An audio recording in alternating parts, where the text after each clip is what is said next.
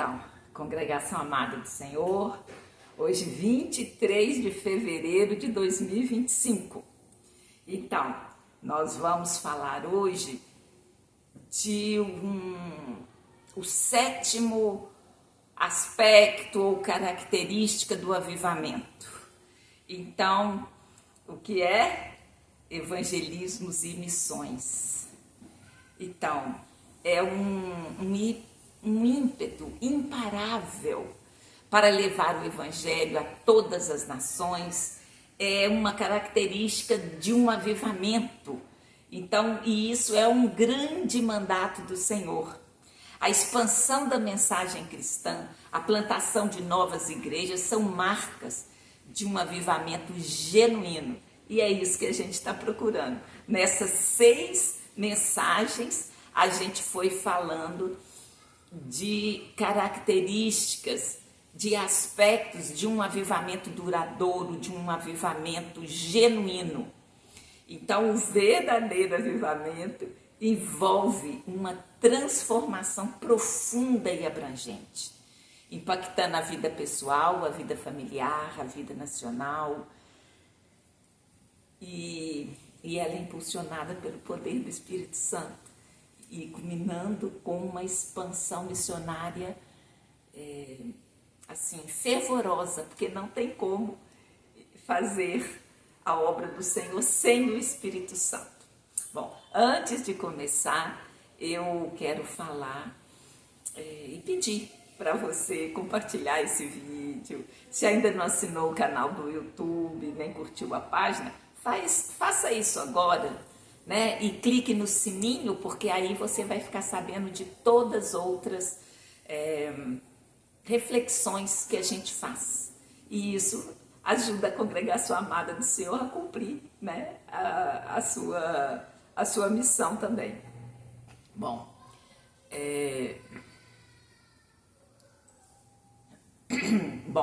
nós então só dar uma recapitulada nas 6 outras mensagens. A gente falou do arrependimento pessoal, a gente falou do arrependimento familiar, do arrependimento nacional, da importância da unidade, da obediência, do poder do Espírito Santo, né? Nós passeamos por Atos e vimos milagres extraordinários que fazem parte do avivamento. Agora, é fundamental, é crucial compreender que esses elementos não são isolados, todos são interdependentes. O arrependimento prepara o caminho para a unidade, que por sua vez facilita a obediência. A obediência abre as portas para o poder do Espírito Santo, que por sua vez impulsiona as missões, né, e o evangelismo. Então esse círculo que a gente chama círculo virtuoso se alimenta e se fortalece, resultando num avivamento profundo e duradouro, que é o que a gente está buscando. Se faltar algum desses elementos, enfraquece o processo e pode levar ao fracasso, como já vimos. Não podemos falar assim fracasso totalmente, mas na primeira mensagem eu falei sobre o avivamento da Rua Azusa e o avivamento do País de Gales. Eles não continuaram por muito tempo porque faltou alguns elementos. E eu quero aqui contribuir para preparar a igreja, nos prepararmos para que esse avivamento, que se Deus quiser a gente vai viver, seja um avivamento genuíno e duradouro. Sabemos, a gente falou semana passada sobre o poder do Espírito Santo. Ele é o motor do avivamento, não tem como. É ele que transforma os corações, que faz o trabalho, né? Está escrito, ele faz o querer, o proceder, ele capacita os crentes para o serviço, né? Os dons espirituais edifica a igreja, é algo que move, né, corações. Então, o avivamento é uma demonstração visível do poder de Deus. Então, quebra barreiras, quebra cadeias espirituais, produz frutos abundantes, que é o que a gente quer. O que a gente quer? Que o mundo não vai para o inferno, né? Que a gente, que todos sejam alcançados, porque esse é o desejo de Deus, né? Então, sem a ação soberana do Espírito Santo, tudo é assim, é vão, é sem sentido. Bom, fazendo um fechamento, um pequeno resumo, o poder do Espírito Santo é essencial em todas as etapas das missões e evangelismo. Ele é o agente principal, ele é o motor, é a roda propulsora, é o sentido, é o significado. Ele chama, ele prepara, ele evangeliza, ele implanta igrejas, ele dá essa missão mundial. Sem o poder, o trabalho missionário é praticamente impossível. Então, se a gente for falar da missão mundial, né, que a gente pôs as duas coisas, evangelismo e missão. Nós vamos ver já já por quê. Então, é o agente principal. Ele quebra barreiras geográficas, linguísticas, abre portas para a pregação do evangelho em todas as nações. Olha, é extraordinário. Você sabia que há um avivamento no Irã? Então, não há nação nenhuma que fique sem o poder de Deus, sem a manifestação. Deus vai deixar seu testemunho em qualquer lugar. No Afeganistão, os países mais complicados, onde é proibido, né, falar de Jesus, onde é proibido a Bíblia, mas tem cristão na Coreia do Norte, tem cristão no Irã, no Afeganistão, na China.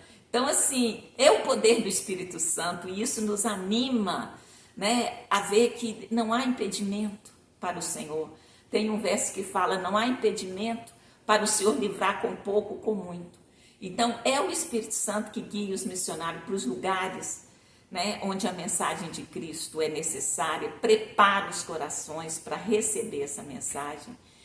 E sem o Espírito Santo, essa missão não tem como ser realizada, né? Bom, então, a gente vai continuar aqui a ver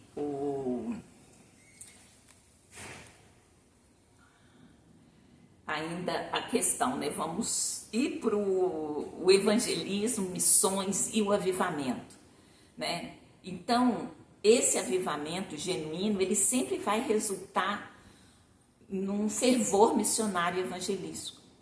Porque os crentes cheios do Espírito Santo, eles vão sentir um profundo desejo de compartilhar o evangelho com os perdidos. Porque é algo que vai assim, que vai nascer, que vai ser assim, vai brotar do interior da gente. Então, evangelismo e missões são expressões naturais do amor de Deus e do desejo de ver vidas transformadas. Um avivamento que não tenha impacto missionário não é um avivamento verdadeiro. E o avivamento, através desse aspecto de evangelismos e missões, não são assim atividades meramente opcionais para a igreja. É essencial para um avivamento genuíno e duradouro. Então a gente vai ver alguns aspectos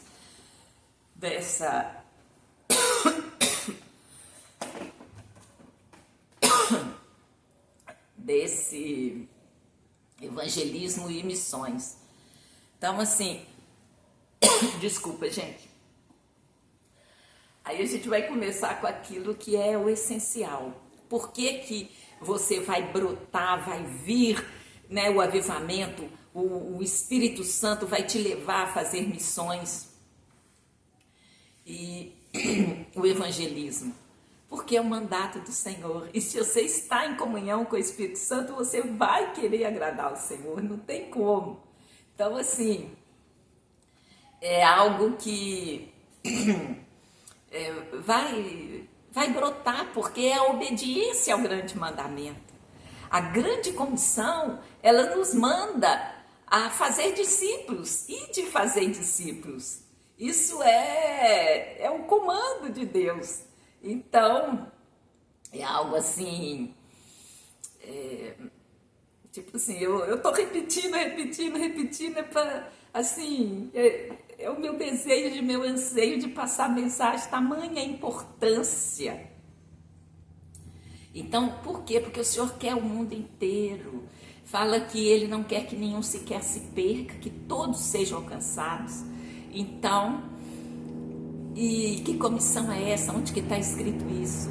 Está escrito em várias partes. Tem Marcos, tem Mateus. Eu vou ler o que está escrito em Mateus, capítulo 28, versos 18 a 20. Diz assim: E chegando-se Jesus, falou-lhes dizendo: É-me dado todo o poder no céu e na terra. Portanto, ide, fazei discípulos de todas as nações, batizando-os em nome do Pai, do Filho e do Espírito Santo, ensinando-os a guardar todas as coisas que eu vos tenho mandado. E eis que estou convosco todos os dias até a consumação dos séculos. Amém. Então você não está sozinho. O Espírito Santo está com você até a consumação dos séculos. Então é algo assim muito extraordinário. Você vai ser impulsionado pelo próprio poder do Espírito Santo para realizar esse chamamento, esse mandato. E aqui vão ver algumas coisas que podem acontecer. A renovação espiritual. Se você compartilha o Evangelho, você vai ver vidas transformadas. Isso vai produzir assim uma alegria no seu coração que isso vai te renovar espiritualmente. A experiência de ver o poder de Deus em ação na vida das pessoas é um elemento impulsionador da palavra de Deus. Então, isso alimenta o ciclo do avivamento. Isso também quebra a autocentralidade. Que é isso?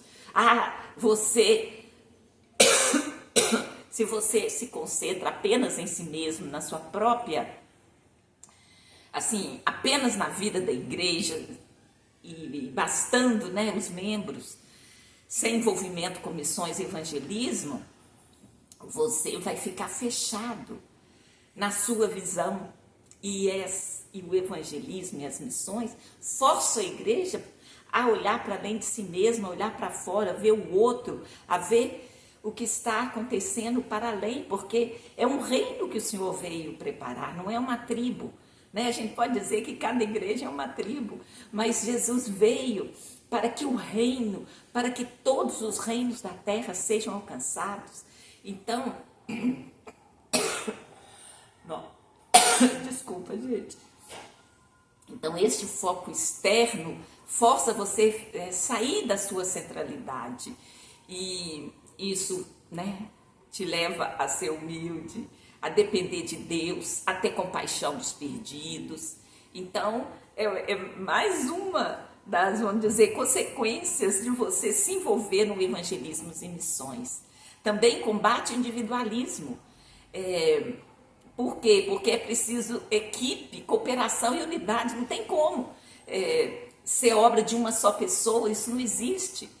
Deus já fez as coisas para que todo o corpo esteja envolvido, né? A gente viu no dia que a gente falou da unidade, a importância do corpo, e o corpo é formado de milhares, né? Se a gente for olhar célula, milhões de células, partes, muitas partes. Então, assim, você está envolvido na obra da igreja, isso combate o individualismo.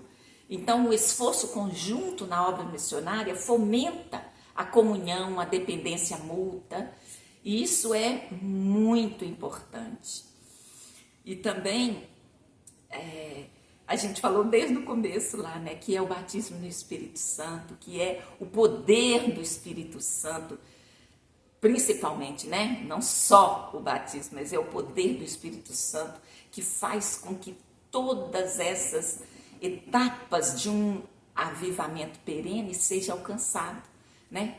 Como a gente falou, vou repetir aqui, o arrependimento pessoal, a intercessão familiar, a intercessão pela nação, a unidade, a obediência, o poder do Espírito Santo E o sétimo, né, que a gente está tratando hoje, que é a etapa das missões e do evangelismo. Então, a abertura de novas áreas missionárias, a transformação da vida. Então, isso é tipo assim, isso alimenta a gente e o Espírito Santo é derramado. A gente viu em Atos, né, na semana passada, que Pedro ficou admiradíssimo, ele achava que o poder do Espírito Santo era só para os judeus, mas quando ele foi lá em Cornélio, um centurião romano, viu o poder do Espírito Santo ser derramado sobre eles e falou: oh, não tem limite, o Senhor quer mesmo que todos sejam alcançados. E então isso é verdade. E esse evangelismo, missões, né, feitas durante o avivamento, ele vai levar ao crescimento da igreja. Então, o crescimento não é assim, só números, né? Você tem que alcançar todas as vidas, mas as vidas têm que crescer, têm que chegar à maturidade. Então, você vai chegar à maturidade, é necessário que cresça, porque é na comunhão, na convivência, que você vai ser despertado para muitas coisas. É o outro que vai te ajudar a crescer. Então, assim, é muito importante esse aspecto, né? Quando você evangeliza e pratica missões, você vai ver o renovar, né, de pessoas, a gente fala sangue novo, né? E isso vai ser um testemunho ao mundo. Então, a igreja avivada é uma igreja que demonstra o amor de Deus através de ações concretas. Vai, tipo assim, todo mundo vai ser impulsionado pelo Espírito Santo para fazer a coisa certa, para crescer, para ser, tipo, o mais parecido com Jesus, né? Que esse é o nosso alvo, ser parecido com Jesus. Então, o que ele fez? Ele pregou, ele ficou aí ensinando o povo, discipulando. E nós queremos ser, como diz o Douglas Gonçalves, cópias de Jesus. Então, a vida transformada, ela funciona como um farol de esperança para o outro também. Porque as pessoas vão ver: não, fulano mudou, hein? Então, o poder do Espírito Santo é forte, né? E outra, também o evangelismo e as missões, ele evita a estagnação. Se a igreja, tudo aquilo que eu já falei, ela fica centrada em si mesma, voltada para o individualismo, e ela também fica estagnada, ela não se renova, não vê coisas novas, não é desafiada, fica complacente com as coisas, acaba se adequando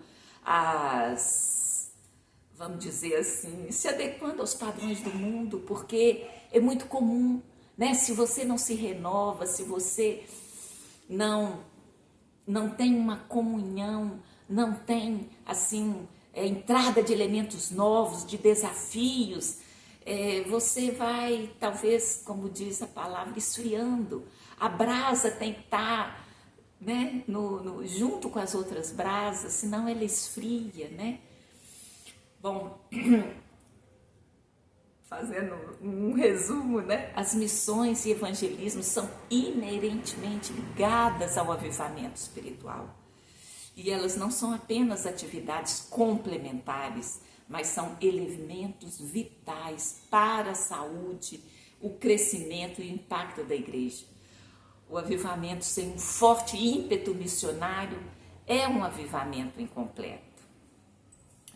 Eu vou querer trazer aqui agora umas palavras do Loren Cunningham, é o criador da Jocum, Jovens com uma Missão, que dedicou a vida. Ele faleceu recentemente, mas foi um homem que foi um exemplo para todo o mundo, né? E ele, até com 80 e tantos anos, ele falava de Jesus, ele pregava, ele ensinava, ele era desafiado. Ele, né, foi levado a ver: ainda faltam muitos lugares para a palavra ser alcançada, então vamos investir na tradição oral, tradução oral da Bíblia, porque até esperar a tradução escrita vai ser muito difícil. Ele se envolveu na tradução oral da Bíblia. Então, assim, eu queria ler aqui para vocês o que ele escreveu. No início, Deus criou o homem em sua própria imagem. Ele caminhou com o homem na viração do Éden, mas o pecado interrompeu essa união. Então Deus criou um missionário. Deus disse: eu preciso de alguém disposto a dizer não ao status quo, não ao sonho de riqueza e deixar sua família para voar a uma terra distante, a aprender um idioma que eles nunca ouviram falar, andar em ônibus lotados, nas costas de camelos. Eu preciso de alguém que dormiria em qualquer lugar, comeria qualquer coisa, suportaria o calor e lutasse contra o frio, com um sorriso em seu rosto, apenas para levar o evangelho a um povo que não seria o seu próprio. Então Deus criou o missionário. Deus disse: porque a colheita é abundante, eu preciso de alguém pronto para semear a semente, preparar o solo, regar a semente e colher a colheita que está madura. Alguém para ir e treinar, para multiplicar as safras e que atenda a chamada e pague o preço. Então Deus criou o missionário. Deus disse: eu preciso de alguém que seja um radical servo de todos, fazendo o trabalho mais humilde, de lavar o pé dos pobres, cuidando dos enfermos, limpando suas feridas. Eu preciso de alguém para visitar o prisioneiro e cuidar da viúva e do órfão, para sentar na poeira com uma criança e dizer-lhe que eles são amados. Então Deus fez o missionário.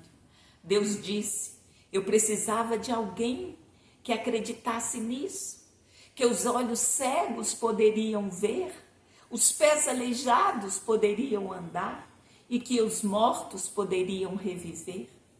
Novamente, alguém que oraria por longas horas e intercederia durante a noite com gemidos inexprimíveis de petição para que uma alma pudesse ser salva. Deus disse: preciso de alguém honesto e corajoso, cheio de graça, misericórdia e compaixão, livre de medo e passividade, caminhando na verdadeira identidade, alguém queimando com amor e cingido com a verdade, alguém que reflete a radiante glória de Deus. Então Deus fez o missionário. Deus disse: eu preciso de alguém que diga sim antes de serem convidados, alguém que iria para ilhas distantes, desertos estéreis, cidades próximas, nações vizinhas, universidades de prestígio para alcançar o não alcançado. Alguém que escalaria qualquer montanha e resistiria qualquer obstáculo. Porque como eles vão acreditar nele, se eles nunca o ouviram? Como eles vão ouvir, ao menos que alguém pregue? E como eles vão pregar, a menos que sejam enviados? Então Deus criou o missionário. Então, olha, você não precisa de ter medo destes grandes desafios que o Loren Canning colocou aqui. Porque a própria palavra de Deus diz: eis que estarei convosco até a consumação dos séculos. Porque há o Espírito Santo, porque Jesus falou: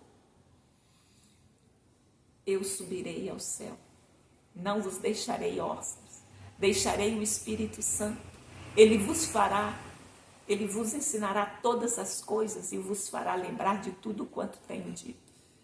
Você não está sozinho, o Espírito Santo mora no seu coração. Quando você aceitou Jesus, o seu coração foi recriado, seu espírito foi recriado, né? Então, é algo assim extraordinário. Não tema, né? Não tema, porque o Senhor está contigo, não está sozinho.